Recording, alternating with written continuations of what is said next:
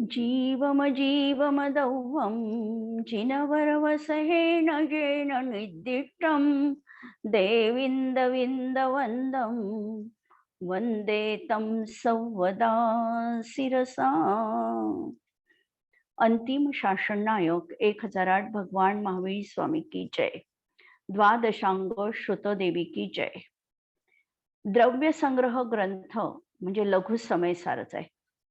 केवळ 58 गाथांमध्ये परमपूज्य 108 नेमिचंद्र सिद्धांत देव यांनी अध्यात्माचा आणि स्वानुभूतीचा अमृत ठेवा आम्हाला दिलेला आहे.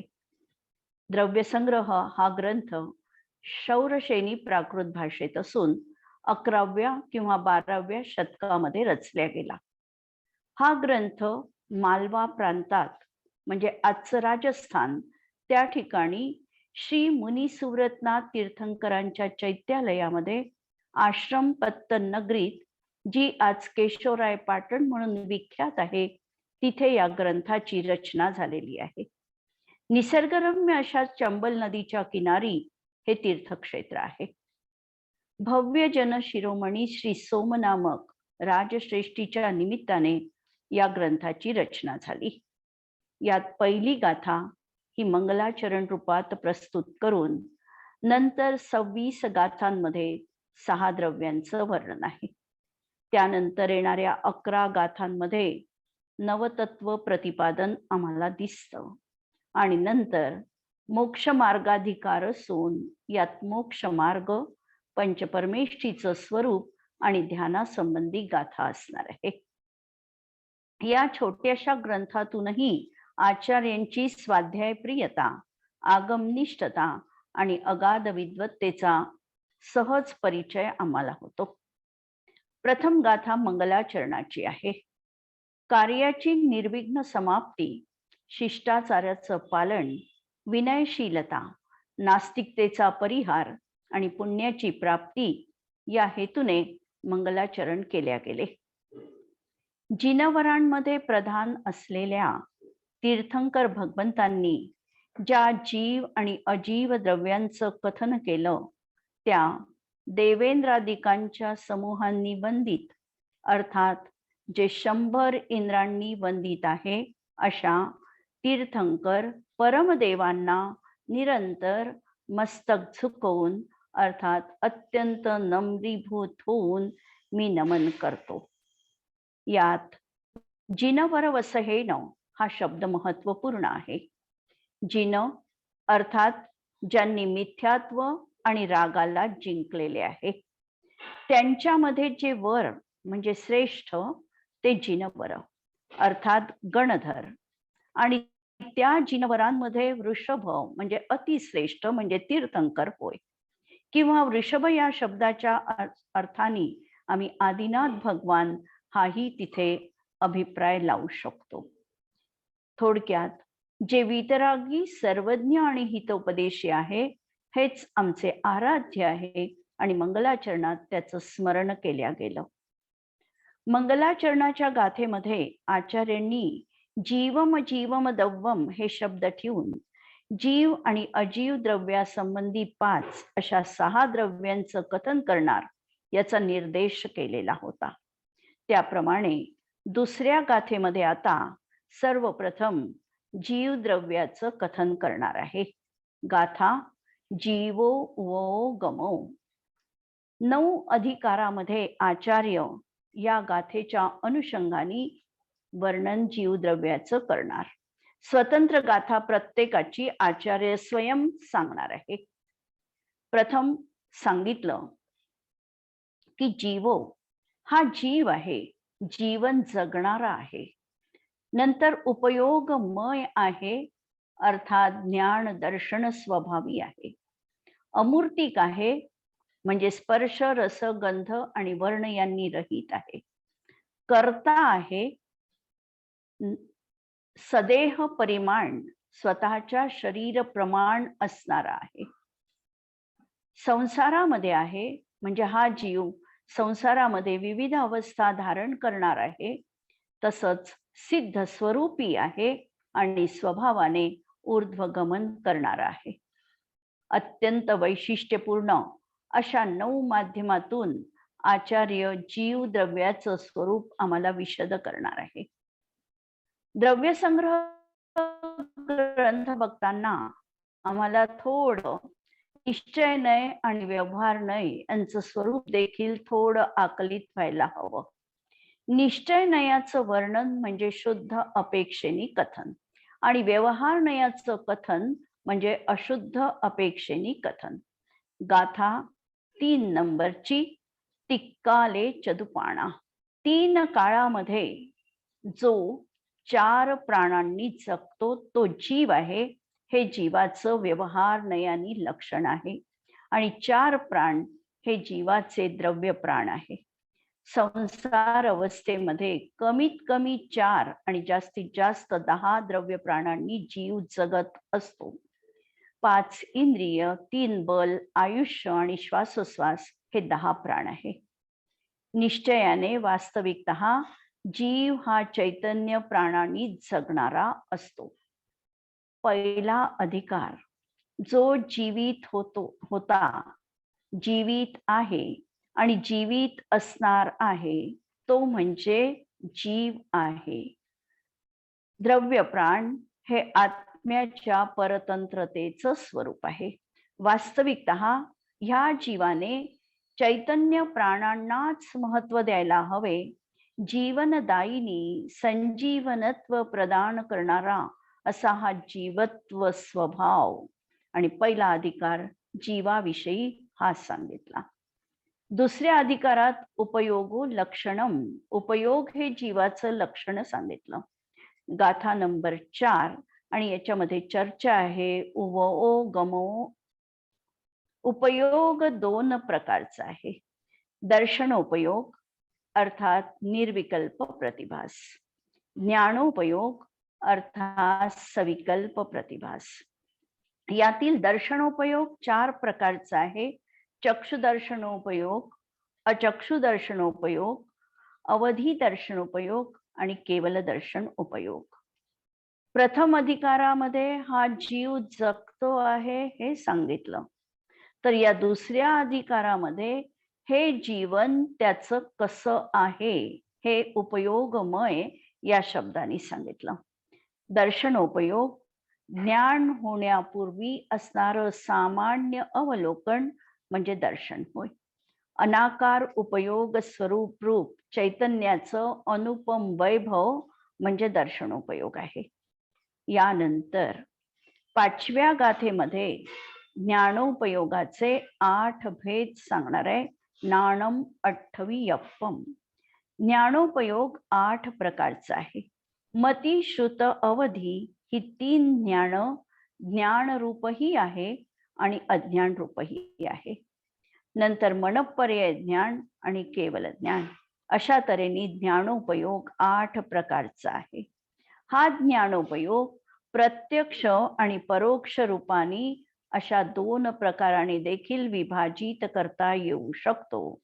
यामध्ये कुमती, कुश्रुत, सुमती आणि सुश्रुत ही 4 ज्ञान परोक्ष आहे आणि अवधी ज्ञान, कुअवधी ज्ञान, मनपर्यय ज्ञान ही एकदेश प्रत्यक्ष, तर केवल ज्ञान संपूर्ण प्रत्यक्ष आहे. मती, श्रुत आणि अवधी जेव्हा हे 3 ज्ञान सम्यक्त्वासोबत असतात तर त्याला समीचीन ज्ञान म्हटल्या जातात. पण ही ज्ञान मिथ्यात्वासोबत असेल तर मिथ्या ज्ञान म्हटल्या जातात. यालाच क्षयोपक्षमिक अज्ञान असंही म्हटल्या जातं. 5 इंद्रिय आणि मनाच्या अवलंबनाने होणारं जे ज्ञान ते परोक्ष म्हटल्या जातं, तर आत्मिक शक्तीने होणारं ज्ञान हे प्रत्यक्ष म्हटल्या जातं. ज्ञानासारखे वास्तविकतः जगामध्ये विशाल, सुखदायक आणि आनंददायक दुसरं काहीही नाही. ज्ञान समान न आन जगत में सुख को कारण, इही परमामृत जन्म जरामृत रोग निवारण. यानंतर येणारी जी गाथा आहे ती 6 नंबरची गाथा आणि यामध्ये 8 प्रकारचा ज्ञानोपयोग आणि 4 प्रकारचा दर्शनोपयोग. अठ्ठचतुर्णान दंसन सामण्णम जीव लक्षणम भणियम ही जी गाथा आहे याच्यामध्ये 8 प्रकारचा ज्ञानोपयोग आणि 4 प्रकारचा दर्शनोपयोग हा सामान्य रूपाने जीवाचं लक्षण सांगितलेलं आहे. अर्थात हे व्यवहार नयानी कथन आहे आणि निश्चय नयानी मात्र शुद्ध ज्ञान आणि शुद्ध दर्शन हे जीवाचं लक्षण आहे. व्यवहार नयाचं तात्पर्य जे भेदाला विषय बनवित, जो पर्यायीला स्वीकार करतो, पराच्या अपेक्षेने जे कथन असतो किंवा संयोगाला विषय बनविणारं जे कथन, त्याचं नाव व्यवहारनय असणार आहे. या ठिकाणी 8 ज्ञान आणि 4 दर्शन अशी भेदांची चर्चा केली म्हणून हा व्यवहारनयाचा विषय झाला. वास्तविकतः भेदाला गौण करून अभेद आत्मतत्वाचीच निरंतर जीवनामध्ये आराधना जीवाला करणीय आहे. म्हणून याच्या माध्यमातून आमच्या अखंड आत्मतत्वाकडे आम्हाला बघायचं आहे. यानंतर येणारी 7वी गाथा, या गाथेमध्ये अमूर्तिक अधिकार आचार्य सांगतात. वर्णरस पंचगंधा दो फासा ही गाथा की निश्चय नयाने 5 प्रकारचा वर्ण, 5 प्रकारचा रस, 2 प्रकारचा गंध आणि 8 प्रकारचा स्पर्श जीवात असत नाही म्हणून जीव अमूर्तिक आहे. व्यवहार नयाच्या अपेक्षेने मात्र जीव मूर्तिक आहे, कारण हा जीव अनादिकालापासून कर्मबंधनांनी सहित आहे, शरीर सहित आहे आणि म्हणून कथनचित मूर्तिक आहे. वास्तविकतः अमूर्तिकपणा हा जीवाचा स्वभाव आहे आणि म्हणून निरंतर अशा स्वभावाचीच जीवनात आराधना किंवा साधना करायला हवी. नंतर कर्तृत्व अधिकार. कर्तृत्व अधिकारामध्ये वास्तविकतः आत्मा क्रियारहित, अमूर्त, टंकोत्कीर्ण, शुद्ध ज्ञानरूप आहे आणि कर्माच्या कर्तेपणाने तो रहित आहे. परंतु व्यवहार नयानी मात्र हा जीव कशाचा कर्ता होऊ शकतो ही गोष्ट या ठिकाणी सांगितलेली आहे. आतापर्यंत गाथेमध्ये 2 दृष्टींनी कथन होतं, पण या गाथेमध्ये मात्र 3 दृष्टिकोन आचार्यांनी सांगितलेले आहे. एक व्यवहार नयाचा दृष्टिकोन, दुसरा अशुद्ध नयाचा दृष्टिकोन, तर तिसरा शुद्ध नयाचा दृष्टिकोन. गाथा नंबर 8 की जीव व्यवहाराने पौद्गलिक कर्माचा करता आहे. पौद्गलिक कर्माचा करता आहे असं म्हणत असताना जी कर्मांवर्गणा कर्मरूप परिणत झाली त्याचा जीव करता आहे, किंवा नो कर्म जे शरीर आहे त्याचा जीव करता आहे, किंवा व्यवहारामध्ये ज्या ज्या अनेक गोष्टी आम्ही घटपटादी वस्तू निर्माण करतो त्याचा हा जीव करता आहे. अशुद्ध निश्चय नयानी मात्र हा जीव आपल्या रागद्वेषादी परिणामांचा करता आहे. पण हे परिणाम कुणी केले? हे झाले तर आत्म्याचेच. याचं उपादान कारण आत्माच आहे, पण तरी देखील तो जीवाचा स्वभाव नाही आणि म्हणून अशुद्ध नयानी भावकर्माचा करता जीवाला म्हटल्या गेलं. आणि शुद्ध दृष्टीने निश्चय नयानी हा आत्मा केवळ आपल्या शुद्ध भावांचा करता आहे. अनादिकालापासून हा जीव पराचा करता स्वतःला मानत आलेला आहे आणि रागद्वेषादी भावकर्माला स्वतःचा स्वभाव समजत आलेला आहे. म्हणून आता स्वतःच्या निज शुद्ध ज्ञान दर्शन स्वरूपामध्ये स्थित राहण्याचा ह्या जीवांनी प्रयत्न करायला हवा.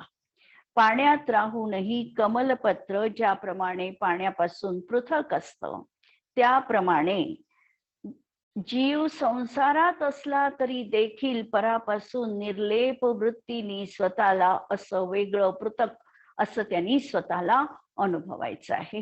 तर अशी ही कर्तृत्वाधिकारासंबंधीची गाथा.